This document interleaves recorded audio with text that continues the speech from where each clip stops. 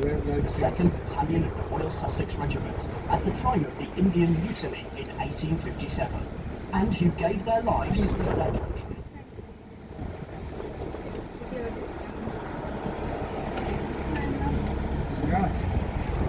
On your left are the famous carpet gardens, bright flower beds planted in geometric patterns called carpet bedding, traditional to the town since 1880.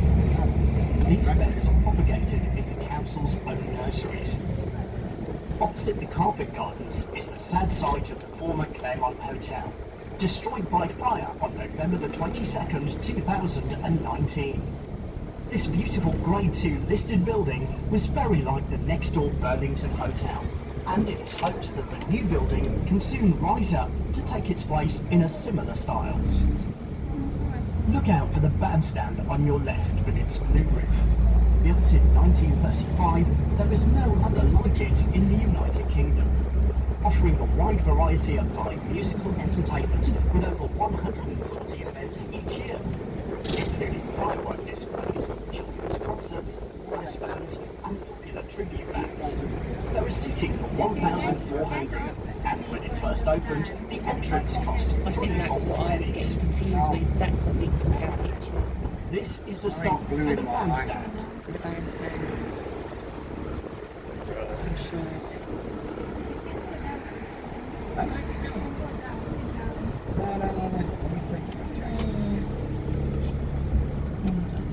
Have another go. Just getting confused.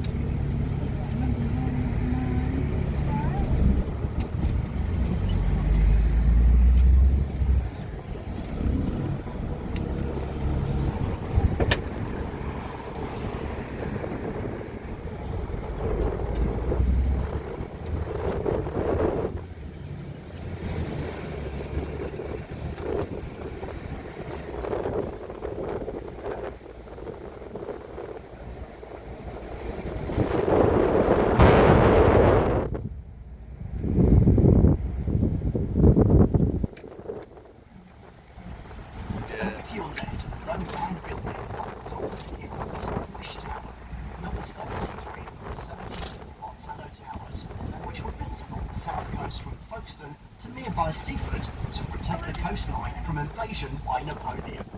Below the Wish Tower, closer to the road below, is the first permanent lifeboat museum in the world. The first lifeboat to serve Eastbourne was a privately owned vessel built in 1822. 2 years before the Royal National Lifeboat Institute itself was founded and given to the town by the well-known local John Fuller, also known as Mad Jack. The boat, called the Rose, served until 1863. This is the stop for the Lifeboat Museum and the Wish Tower.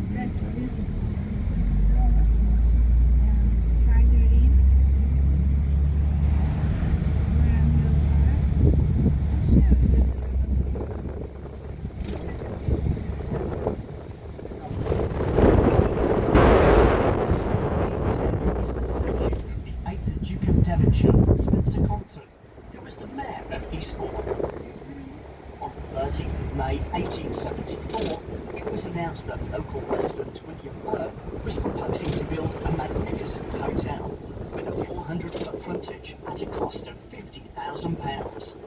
The result was the Grand Hotel, which is the large white building set back on your right.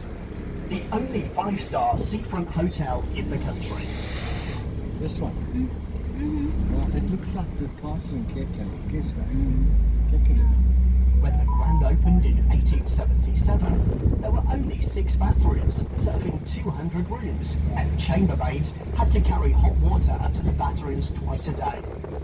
Many famous people have stayed at the Grand Hotel, including the future King Edward VIII, the late Queen Mother, Sir Thomas Beecham, and Sir Edward Elgar, to name but a few.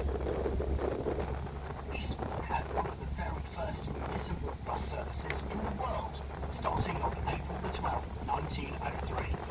The earliest buses had an open driver's cab and no number plates, and were painted in red and brown livery.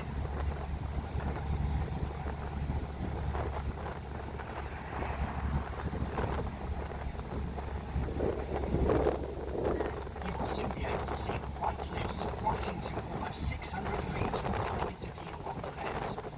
The cliffs, known as Beachy Head, is said to be derived from the old French ocean, meaning beautiful headland. These are the highest chalk cliffs in Britain, and they form the most easterly part of the Sand Downs. On your left are the Hollywood Gardens, a wonderful sun trap, rockeries, and a tea chalet. Before being landscaped by the town council in the winter of 1904, this was a huge chalk quarry, but it was discovered that the excavation was polluting a nearby water spring. Also perched on top of the cliff is Helen Gardens, an 18-hole putting course and lawn bowls overlooking the sea. This is the stop for Holywell Gardens.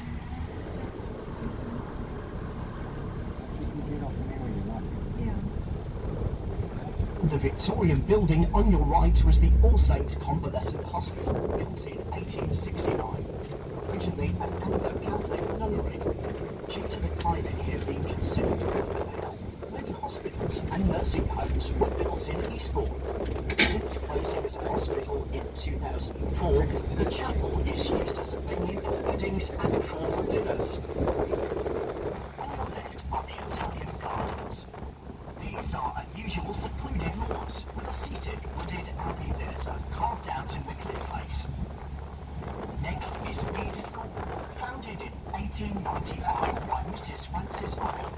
During the war, the school was evacuated, and the building used to train over 2,000 co-pilots. We'll do that one. Oh no. Yeah, I think you're not. This is the stop for the foot of Beachy Head, Foyles Way, and the kiosk.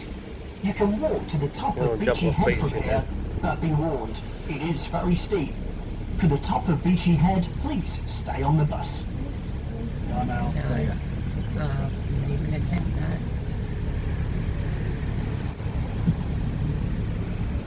I'm not climbing up here. Get up.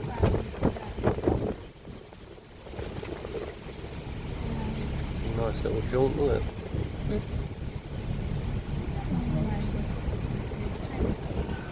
Hey, 20.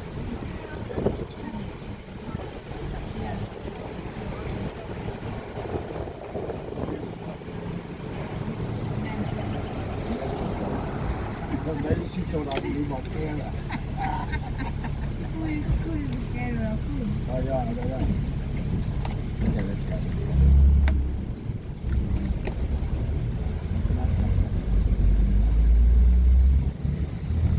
A bit bright. And a headache.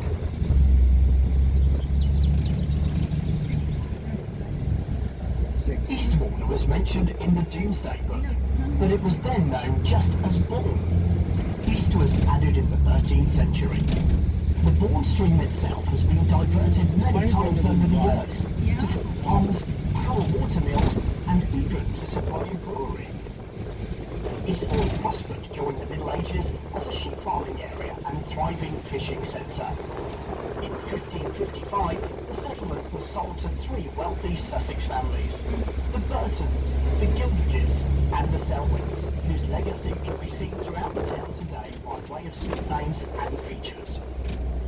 An essay by Dr. Richard Russell in 1752 extolled the medicinal benefits of the seaside. His views were of great advantage to the south coast, and Eastbourne became known as the Empress of watering places. By the mid-19th century, most of Eastbourne was owned by just two families. Most of the land owned by the Cavendish family was along the seafront, whereas the Gilbert family's land was generally slightly inland. We are now gradually climbing up the chalk downs, and it is this hill that the residents of Eastbourne can thank for keeping them sheltered from the worst high winds. The cliffs of Beachy Head face southwards, and are therefore subject to severe southwesterly gales. And it's the constant erosion of the cliff faces by these storms that maintains the magnificent whiteness of the cliff face. The coast is receding by up to 3 feet a year, and sometimes there's even a larger fall. In 2002, a large piece of Beachy Head's cliffs fell into the sea, and the debris from this is still visible today. Beachy Head cliffs have been eroding for the last 10,000 years, ever since the end of the last ice age. The chalk of Beachy Head and the surrounding area is made up of billions of tiny animal shells called cotoliths, which can only be seen under a microscope. So small that you can fit around 1,000 of them on a pinhead. You can also see thin black bands of the chalk.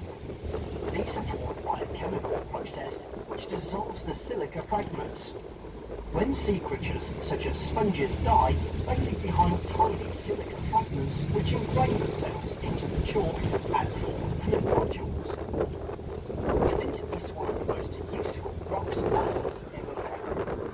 It's an extremely hard mineral, struck in breaks with a shell-shaped puncture with razor-sharp edges which can easily cut meat. If you would like the Clan Robin farm stop, from the top of Beachy Head,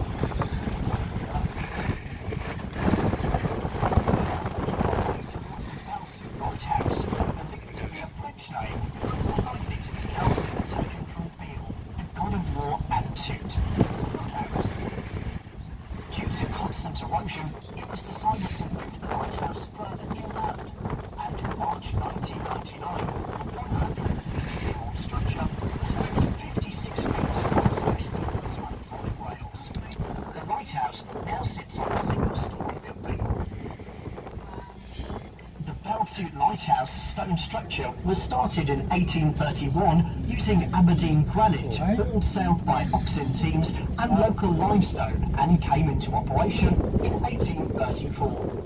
Later commissioned in 1902. You'd have lost it. Prior to the building's stone structure, the building was erected in 1828, where lighting experiments were carried out. These proved very successful, and the number of shipwrecks was greatly reduced. James Plus Stewart bought the lighthouse and constructed an access road, upgrading it to a family home and tea rooms. It was almost completely destroyed during the Second World War, being badly damaged by Canadian artillery fire. Although the lighthouse was not the target, the guns were firing up wooden silhouettes of tanks which were placed on the hills of the watch of the building. In 1986, the BBC purchased the pixel-belted filming of a miniseries, The Life and Dance of a She-Devil. And a year later, it featured in the James Bond film The Living Daylights. From 1996, Belted was again used as a family home. And then in 2010, it appeared on Channel 5's Life in the Country, showing how it was converted into a bed and breakfast, which purpose it still serves today. 150 yards to the east of the lighthouse, where the cliffs are only about 7 feet high, is a fairly level drive off the road. And the first record of carving to the Waverley Edge is on June 10, 1908. Visitors should keep a lookout for some of the area's flora and fauna. The classic short coastland has a remarkably rich and diverse habitat, with honeysuckle, new sweet briar, and lots of birds. This is the start of Beachy Lighthouse.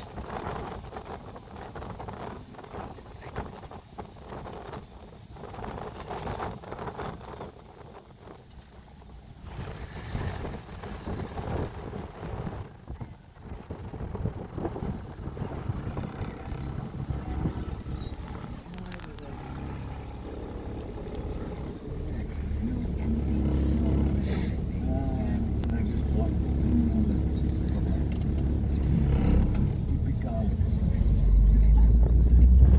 typical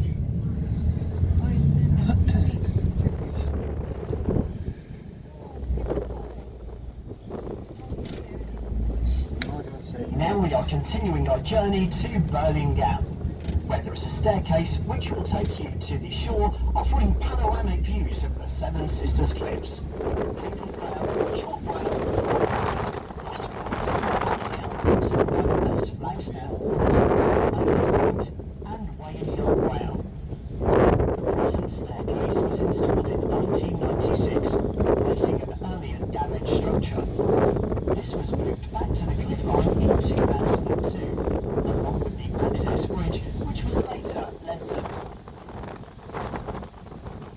It was noted in 2005 that the Berlin Gap cliffs had retreated 90 metres north from where they had stood in 1873. Another stark reminder of the relentless erosion taking place. Seven Sisters Country Park can be found about 3 miles west of Berlin Gap, at the point where the South Downs meets the sea where ancient rivers cut valleys into the chalk. Haven Brow is the highest of all of the Seven Sisters, standing at 253 feet or 77 metres.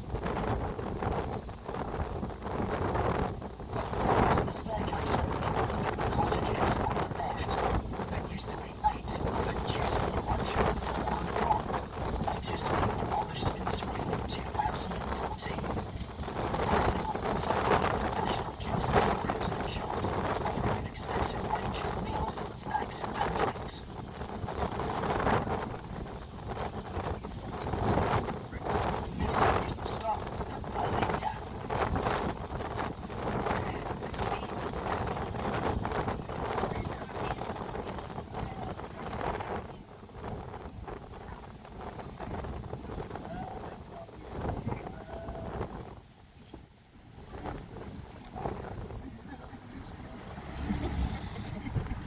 Sorry, I couldn't stop laughing at that one. Of all the places. New York, Monaco, bloody Eastbourne, here we are. Yeah, yeah, it is. Absolutely stunning. Just bring your cap and your sunglasses. I don't care. But we can always go down. Wait. I thought Sorrento was windy. Yeah. I think that was just a breeze compared to that, Yeah. wasn't it? Are we Yeah. rolling gap? Yeah. Okay. Game's on. Next stop, time again. Time up. No, it's like to be in a wind tunnel. Yeah.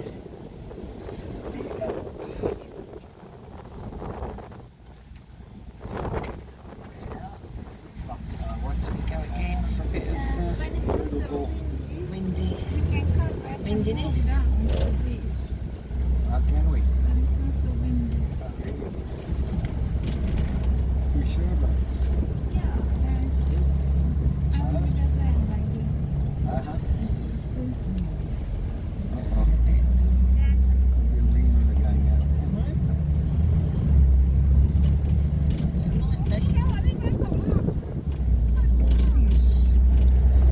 As we leave Berlin Gap and turn inland, we travel across downland, where millions of migrating birds fly from each year. That's cool. It includes lots of species, including kestrels, swallows, crows, and seagulls. The last mentioned can grow quite large and have a varied diet, including plants, small animals, and even some stolen chips. Yeah. Eastbourne Corporation bought 4,100 acres of the Downs in 1926 for £91,291 and 1 shilling and 7 pence, or about £22 per acre. Wow. Burling Manor, coming up on the right, has 1,800 acres of arable pasture and woodland. Queen Elizabeth I stayed here in 1573. The Manor of Burling was originally part of the possessions of Odio, Bishop of Bayeux, half-brother of William the Conqueror, and was for a time in line to the throne of England. Now it is home to the present Lord of the Manor. You can catch a glimpse of the manor on your right, a great example of a local political farmhouse. We'll pass the site of the now closed sheep centre. Closed in 2015 upon the retirement of the owning Whitmore family.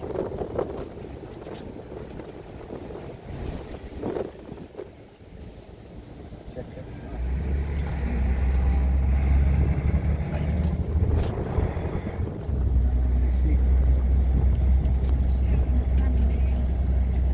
Over to the left is Eastbourne and Friston Cricket and Stool Ball Club, established in 1989 and the home of the Eastbourne Tigers.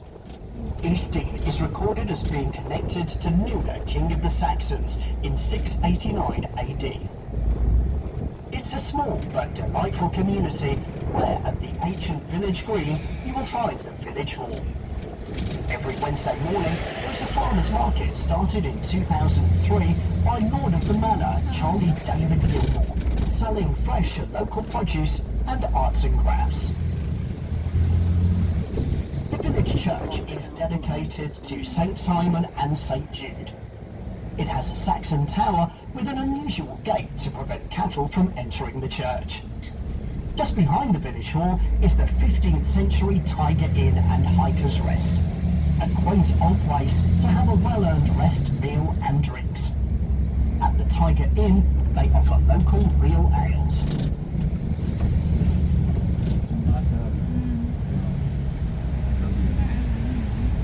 This is the stop for the Tiger Inn and Eastbourne Village. A light here for services 12, 12A and 12X towards Seven Sisters Country Park and Brighton.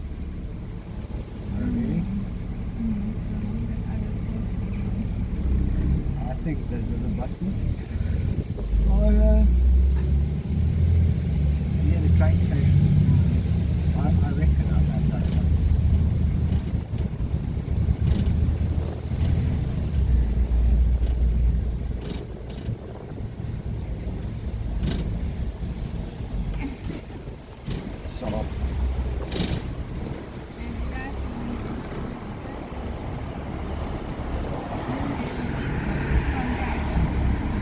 next one as well. Yeah.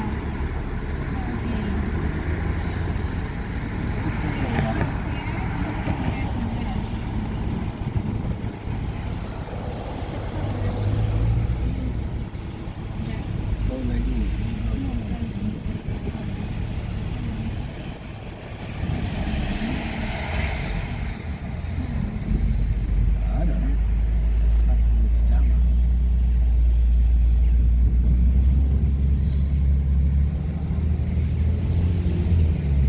As we now turn back towards Eastbourne and climb several hundred feet back onto the top of the downs, you will see the more recent part of East Dean spread out to the left.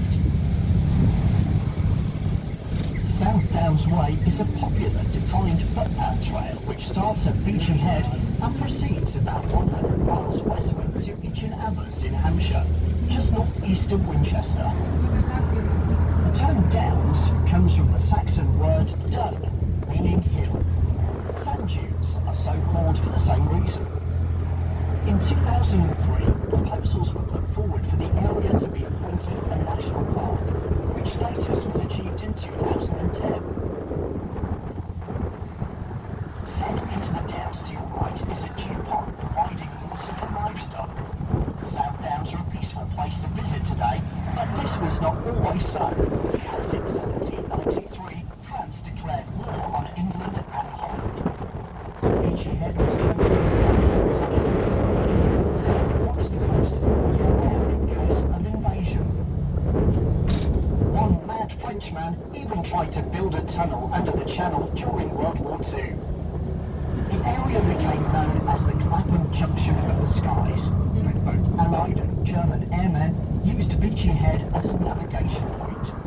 Squadrons of Spitfires and Hurricanes took on the might of the Luftwaffe in the Battle of Britain. Along the coast, an air-sea rescue centre was set up, and it was here where radio signal direction finding bands took various areas.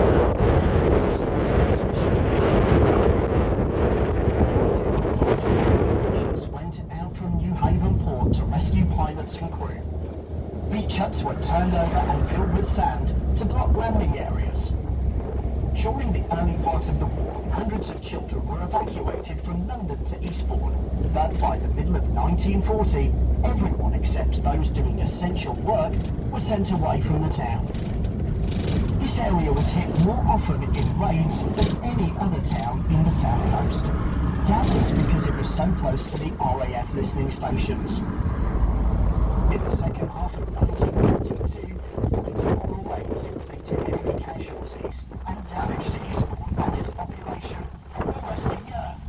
And December 1943 saw 32 people killed in one single day. In total, there were 112 bombing raids on Eastbourne, over 11,000 properties were damaged or destroyed, over 1,400 people were seriously injured, and 174 killed. In 1945, Eastbourne's evacuated population of over 40,000 returned to their town to find many familiar places devastated, in ruins and barely recognisable. As we carry on driving across the downs, you will notice lots of sheep. Lambing season starts in the early spring.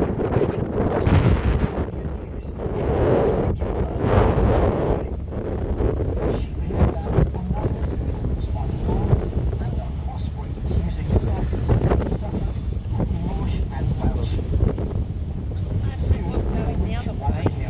Offering downland panoramic views across Eastbourne and the South Coast.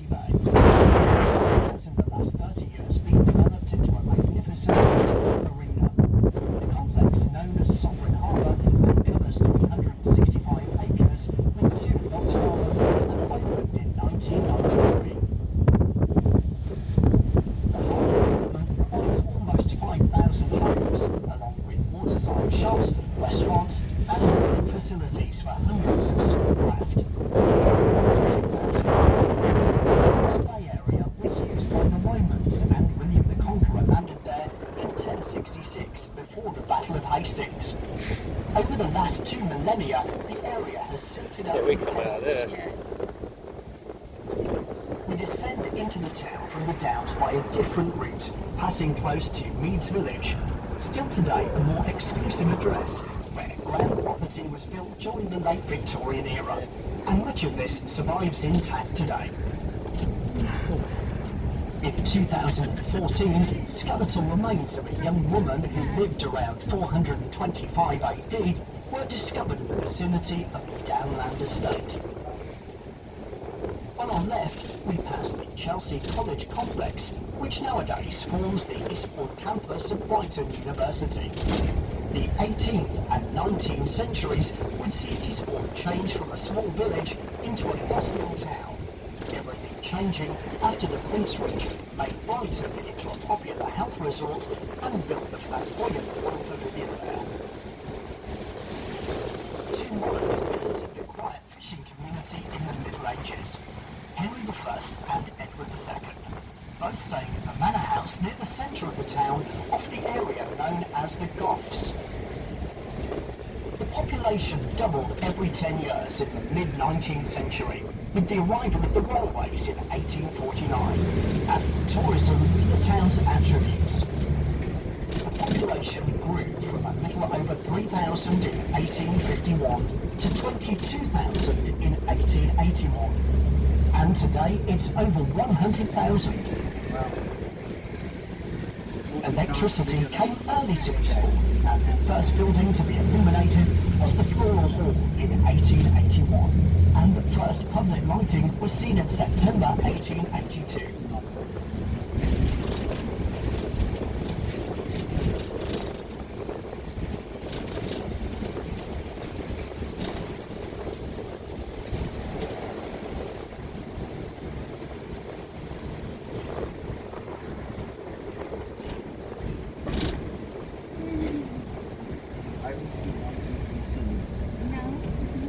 We skirt Compton Place, the local seat of the Duke of Devonshire in times past before, passing the world-famous Saffron Sports Club, where many of the most famous cricketers in the world have plied their trade, and still today, Sussex CCC play some competitive cricket, while top-class bowls and squash facilities are available to members.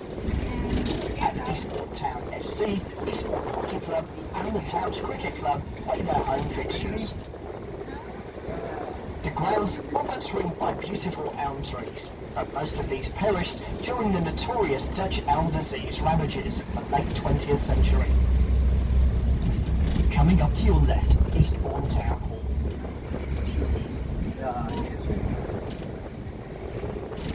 Eastbourne Town Hall was commissioned following a design competition, and the building was the work of Birmingham-based architect W. Tadman Fox, who was tasked in 1880 to provide a suitable grand edifice for the town's administrative functions.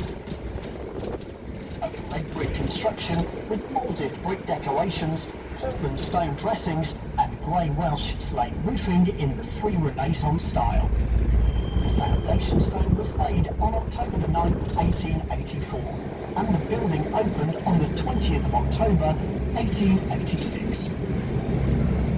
The principal feature is a slightly off-centre clock tower, 130 feet high, with clock mechanisms on all four faces by Gilbert and Johnson, installed in 1892, and aligned directly with Grange Road and South Street.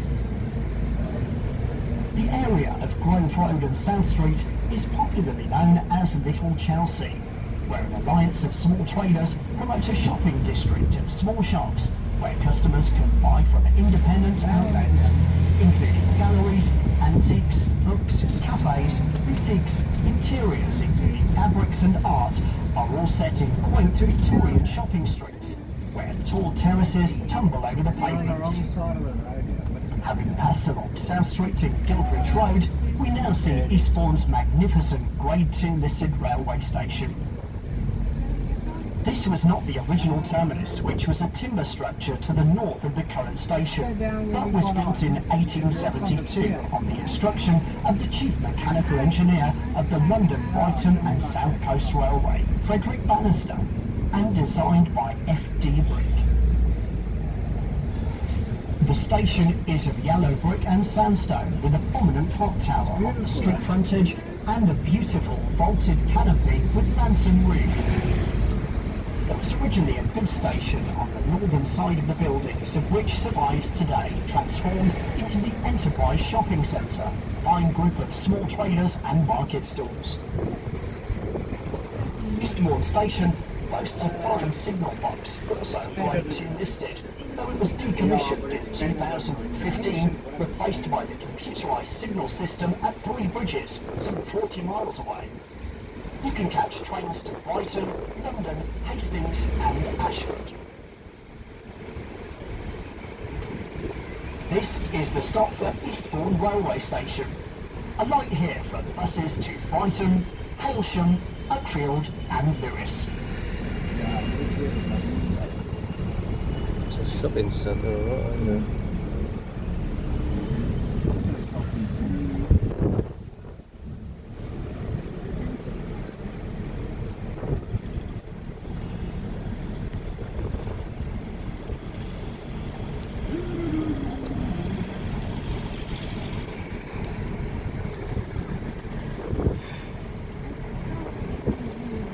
Piggly. Piggly.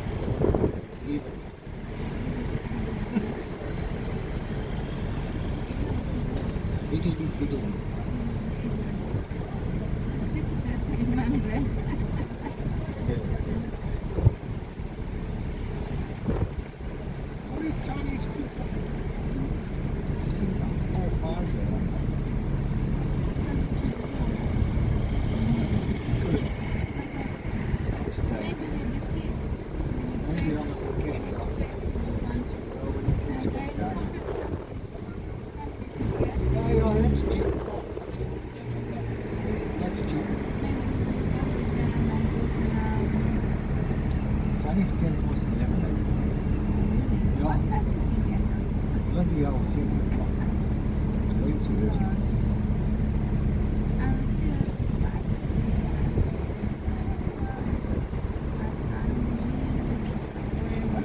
Bunch of stairs, man. Half 6 and I'm walking up and down. And I'm thinking, what are you doing? What do you want? Is there sugar in it? Honey? Yeah, honey. That's what I want. Unless it's picking up the right one. Girls are protests.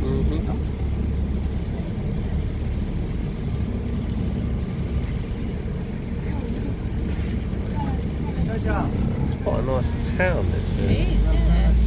We didn't come in, we didn't see this part. This is a change. Formerly known as the Arndale Centre, which originally opened in the late 1980s. It has had an extensive development with an extension of the covered shopping aisles and a multi-screen cinema complex complementing the additional facilities historically offered in Terminus Road. Side left to stay on Terminus Road. This is the stop for Eastbourne Town Centre. Alight here for buses to Hastings via Bexhill and Pevensey.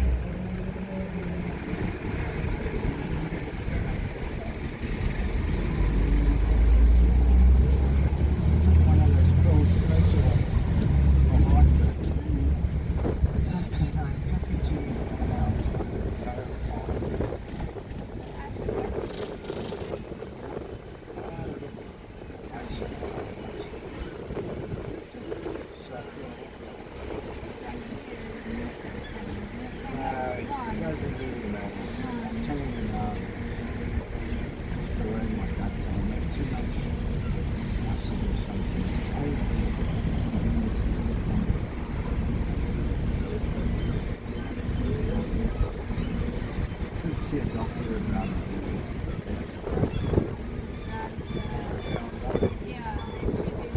I'm gonna buy some more. I know where they are now in Boots. I'm gonna go and buy a couple of boxes. You'll notice the elegant Victorian townhouses and neat geometric tree-lined road patterns radiating from the central roundabout, which forms the town's war memorial. The statue by sculptor H.C. Firth is a bronze winged victory holding a laurel wreath and inverted sword to resemble the cross. Eastbourne has some famous theatres, including the Devonshire Park Theatre, a 19th century playhouse for dramas and touring repertory. The Modern Theatres, the Congress Theatre, and the Winter Gardens and Floral Hall, a Grade 2 listed building from 1875, form part of the same complex, as does the International Devonshire Park Lawn Tennis Centre, just along Compton Street and near the Wish Tower. Near the Cavendish Hotel is a bronze statue of the 7th Duke of Devonshire, who in the mid-1800s was instrumental in driving forward the development of Eastbourne.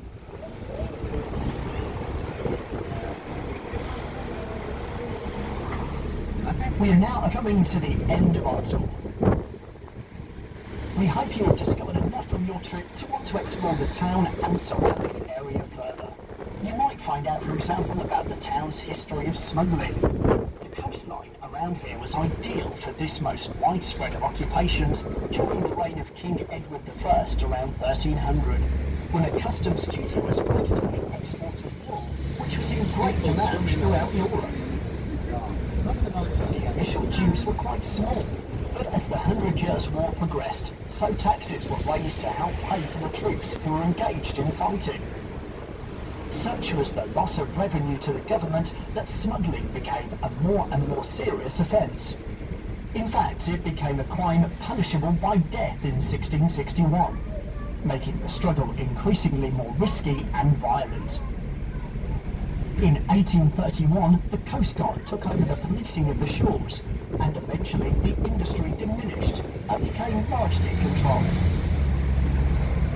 Eastbourne offers more than 3 miles of superb sand and shingle beaches, offering extensive rock pooling at low tides. There was a great storm in 1987. This was a violent extratropical cyclonic hurricane with winds of over 100 miles per hour and left a trail of destruction, especially along the south coast. The ONLI still provides an essential service around our coastal waters today. Eastbourne is currently serviced by an all-weather Mersey-class self-righting boat capable of 24 knots and an inflatable inshore lifeboat, both stationed at Sovereign Harbour east of the town. You wouldn't have laughed as much though. I was laughing. Seafront, I was laughing. one of 3 surviving Napoleonic redoubts in the UK. It is over 200 years old and was used in both World Wars. The Royal Hippodrome Theatre in Seaside Road was opened in 1883 and was granted a royal patent by the Prince of Wales. As we arrive back at the pier, we are coming to the end of the tour. Remember that your ticket is valid for 24 hours, so you can return to the tour as often as you like. Please ensure that you take all of your belongings with you, and we look forward to seeing you again soon.